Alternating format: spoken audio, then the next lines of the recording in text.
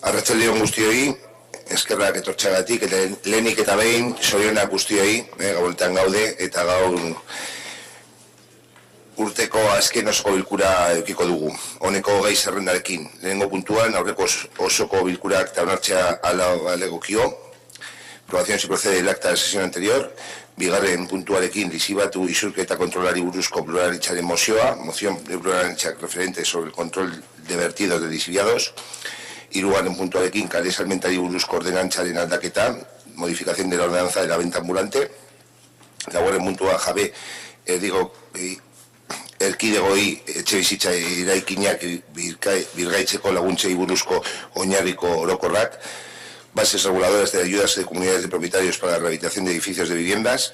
bosgarren puntua 2019ko egutegia, calendario laboral 2019, seigarren puntua 2019ko diru laguntzen plan estrategikoa, plan estratégico de subvenciones 2019,